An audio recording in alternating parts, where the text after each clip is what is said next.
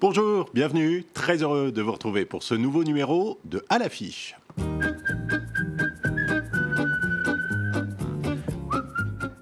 Un pull vert, un jean, une silhouette longiligne, il n'a pas changé d'un trait et pourtant Gaston Lagaffe a 60 ans. Un héros sans aucun super pouvoir, sauf celui de s'endormir n'importe où, n'importe quand. Gaston Lagaffe est au cœur d'une des expositions les plus visitées en ce moment à Paris. Ça doit l'épuiser.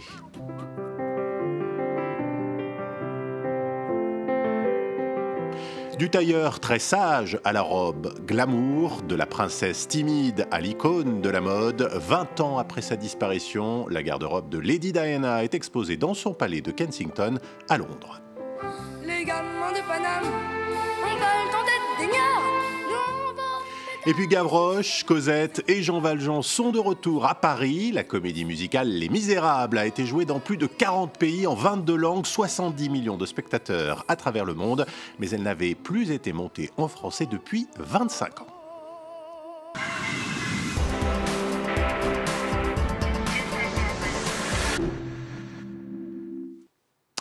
Ça ne vous a pas échappé, il est beaucoup question d'emplois fictifs en ce moment dans l'actualité. Eh bien, Gaston Lagaffe en occupe un depuis 60 ans tout juste. Le personnage est né dans l'imagination et sous le crayon du Belge Franquin le 28 février 1957. Depuis, 30 millions d'exemplaires de ces gaffes se sont vendus à travers le monde. Alors ça valait bien une grande exposition hommage. Elle se tient actuellement au Centre Pompidou. Et si vous passez par Paris, vous avez encore un mois pour la découvrir. On revient sur la carrière de Lagaffe avec Nicolas Lemarinier et Olivier Palomino. 60 ans de gaffe, de boulettes, d'inventions catastrophiques. À l'âge où certains pensent à la retraite, Gaston Lagaffe n'a rien perdu de sa jeunesse. Au Centre Pompidou, il est la vedette d'une exposition qui cartonne. Plus de 100 000 amateurs de BD et amoureux du gaffeur sont déjà venus. Gaston Lagaffe, alors qu'est-ce que vous aimez chez Gaston? Justement, le côté, maladroit, gaffeur.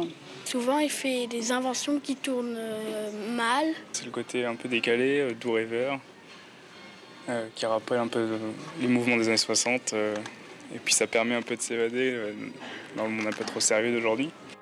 Et dire que Gaston Lagaffe est né par hasard. Le 28 février 1957, il apparaît dans un coin de page du journal de Spirou en costume et nœud papillon. Il va très vite prendre ses aises avec son vieux pull et son jean. Son créateur Franquin dessine alors le bondissant Spirou. Gaston, pour lui, c'est un faux paresseux. Finalement, Gaston fait un travail gigantesque de bricolage à la place de son véritable travail de bureau. Et je crois finalement que c'est un grand travailleur, Gaston. Mais il ne fait pas le travail qu'on attend de lui. Et quelle activité! 900 gags, 19 albums, 30 millions d'exemplaires vendus. Un tel succès depuis 60 ans que Franquin a fait des émules. Libon est dessinateur de bande dessinée. Quand on lui demande de croquer Gaston Lagaffe, pour lui, c'est comme rendre un hommage. Avec Gottlieb et Astérix, Gaston, c'était un petit peu mon truc pour... parce que c'était une des BD qui me faisait hurler de rire, quoi. Donc, moi, je fais de la BD qui fait rigoler aussi. Donc, c'est un de mes modèles depuis que j'ai commencé, en fait. Prochaine aventure pour Gaston, le cinéma, avec un film qui sortira l'an prochain. Décidément, Lagaffe nous gâte. Gaston, au-delà de Lagaffe, c'est donc au Centre Pompidou jusqu'au 10 avril. Autre rendez-vous parisien cette semaine, la Fashion Week. Les créateurs présentent leur collection automne-hiver 2017-2018, toujours une saison d'avance, la mode. Plus de 80 défilés, des plus grands noms. Le premier, cette semaine, c'était Saint-Laurent, du cuir et des paillettes pour cette collection présentée au milieu des bâtiments en chantier qui vont accueillir le nouveau siège de la maison parisienne. Et comme toujours, au premier rang du public, quelques stars comme Catherine Deneuve, Charlotte Gainsbourg ou Kate Moss.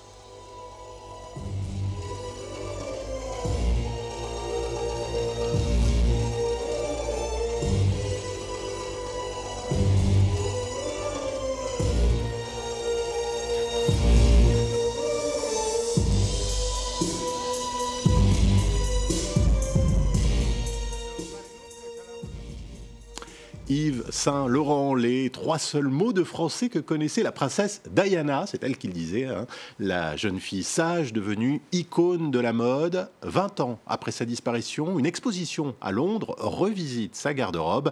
Je vous propose de fouiller dans le vestiaire de Lady Di avec Valérie Gaget. D'une certaine façon, Lady Di est de retour chez elle, dans son palais de Kensington à Londres.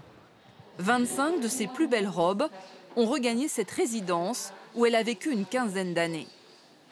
L'exposition présente d'abord des atours simples, manteaux, chemisiers et tailleurs qu'elle portait lors de ses premières apparitions publiques avec le prince Charles. Elle révèle aussi l'évolution de sa garde-robe, Diana étant devenue au fil du temps une femme sûre d'elle, de plus en plus sexy. On a voulu commencer avec les robes romantiques de ses jeunes années. Des vêtements sages, fleuris aux couleurs pastel.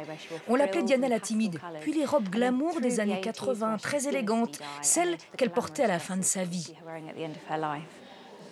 Il y a là des tenues qui ont marqué l'histoire, comme cette robe en velours bleu nuit aux épaules dénudées. Diana l'a portée en 1985 pour une réception à la Maison-Blanche organisée par le président Reagan. Ce soir-là, la princesse avait dansé un rock endiablé avec John Travolta. Celle qui fut l'une des femmes les plus photographiées au monde avait appris à utiliser la mode comme un instrument de communication. Elle s'en servait pour faire passer des messages. Elle était une fière ambassadrice de la mode britannique en tant que princesse de Galles. Mais elle utilisait aussi les vêtements pour l'aider à remplir son rôle dans l'humanitaire et attirer l'attention des journalistes sur les causes qui comptaient pour elle. Le 31 août prochain, cela fera 20 ans que la princesse Diana est morte. Mais son style influence toujours la mode d'aujourd'hui. Certaines des femmes les plus puissantes du monde continuent à s'en inspirer. Diana, Her Fashion Stories, c'est au palais de Kensington jusqu'en février 2018. Toujours à Londres, ils sont sur scène depuis plus de 30 ans sans discontinuer. C'est un record pour une comédie musicale. Les Misérables ont été joués dans plus de 44 pays, traduits en 22 langues, 70 millions de spectateurs à travers le monde. Un film aussi, en 2012, qui a reçu 3 Oscars. Et ce succès mondial, il est français, adapté bien sûr du roman de Victor Hugo, musique de Claude-Michel Schoenberg, paroles d'Alain Boublil. Le spectacle a été créé en 1980 ici à Paris et il est de retour cette semaine dans la capitale au Palais des Congrès puis en tournée à travers la France en version concert et en français donc. On regarde un extrait, n'ayons pas peur, on va directement au final, Les Misérables.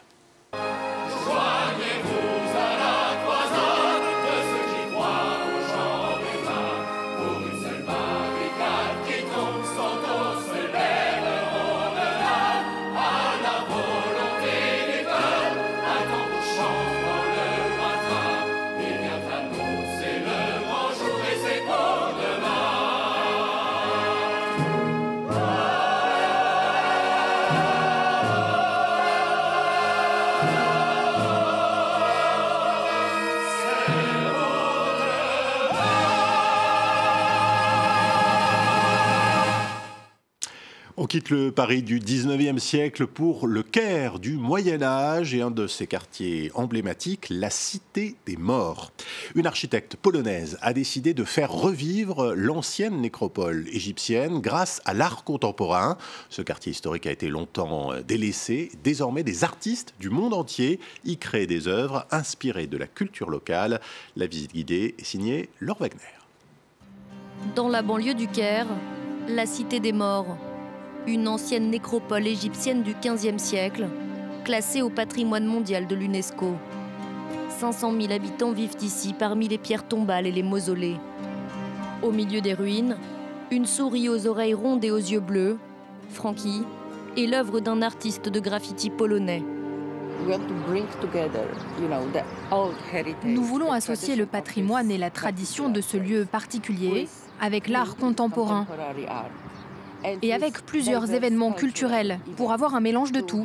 Vous voyez l'ancien et le nouveau, la vie et la mort dans la Cité des Morts, la culture occidentale et orientale. Peinture murale, mosaïque, sculpture et même des spectacles. Agnieszka Dobrowolska a transformé la Cité des Morts en un centre artistique.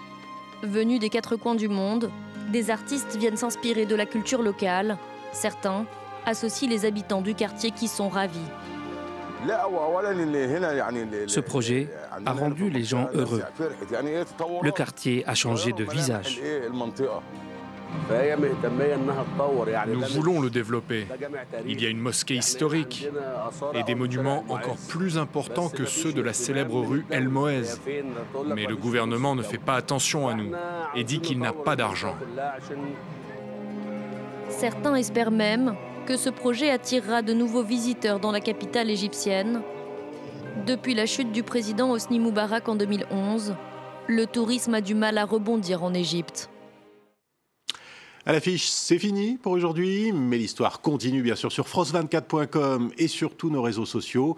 On va se quitter avec les œuvres de celui que Paul Cézanne appelait le premier des impressionnistes, Camille Pissarro, qui bizarrement a été beaucoup plus exposé à l'étranger qu'en France. C'est donc la première grande rétrospective à Paris depuis presque 40 ans. C'est au musée Marmottan-Monet, 75 œuvres venues du monde entier, de collections privées, dont 8 tableaux qui n'avaient jamais été montrés au public. Je vous laisse découvrir et je vous dis à très vite.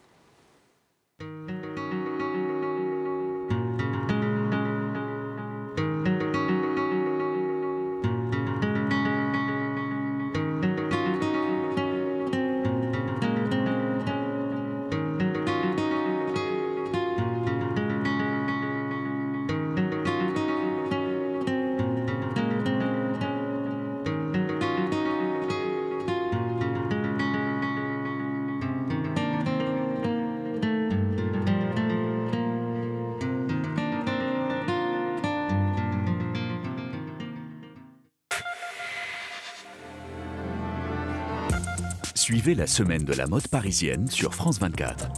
Installez-vous au premier rang des défilés et découvrez les nouvelles tendances du prêt-à-porter féminin pour l'automne-hiver prochain. Dans cette émission spéciale, retrouvez le meilleur des collections, l'ambiance,